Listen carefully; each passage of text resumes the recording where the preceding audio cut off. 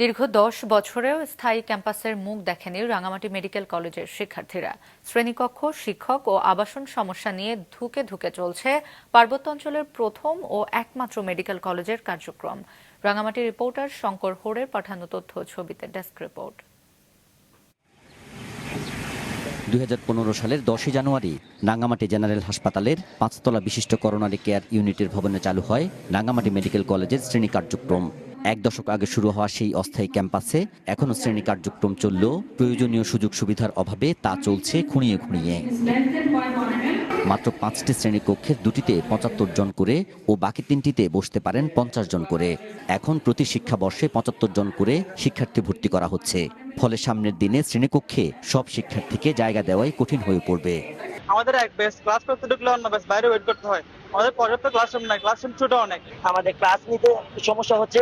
Even আমাদের যে সাধারণ জেনারেল হসপিটালটা আছে, জেনারেল হসপিটালের উপর ওভার পরিমাণে চাপ পড়তেছে। একই রুমে আমরা যখন ক্লাস করি, টিচারদের আবার কনফারেন্স মিটিং আমাদেরকে অপেক্ষা করিয়ে ওই রুমেই করা হয়। আমাদের যে ফার্মাকোলজি ডিপার্টমেন্ট অনেক গুরুত্বপূর্ণ একটি ডিপার্টমেন্ট, সেখানে মাত্র একজন শিক্ষক রয়েছেন।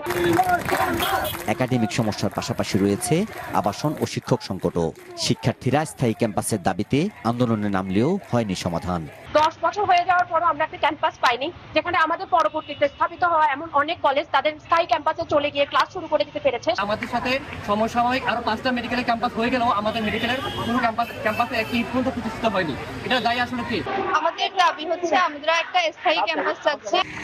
তবে রাঙ্গামাটি শহরের হেচারি এলাকায় ২৮ একর জায়গায় স্থায়ী ক্যাম্পাস নির্মাণের জন্য ১,২৯৩ কোটি টাকার একটি প্রকল্প গত ২৩ মার্চ একটিকে অনুমোদন পেয়েছে। বিষয়টি নিয়ে জটিলতার কথা জানিয়ে প্রকল্প পরিচালক বলছেন বিকল্প উপায়ে কাজ এগিয়ে নেওয়া হচ্ছে। মেডিকেল কলেজের একজন সহযোগী অধ্যাপককে এই এখানকার প্রকল্প পরিচালক হিসেবে নিয়োগ প্রদান করা হয়, কিন্তু ব্যক্তিগত কিছু কারণে সেই পদটাকে হচ্ছে প্রদান করেন। প্রকল্প পরিচালক পদায়ন না হলেও গণপূর্ত বিভাগ থেকে এই প্রকল্পের কিছু কাজ চলমান আছে। সয়েল টেস্ট, বিশেষ করে সয়েল টেস্টের কাজগুলো ওনারা চালু রেখেছেন। রাঙ্গামাটি মেডিকেল কলেজে 5টি ব্যাচে প্রায় ৩০০ শিক্ষার্থী রয়েছে। নাজমুল সাদিকি, মাছরাঙ্গা নিউজ ডেস্ক।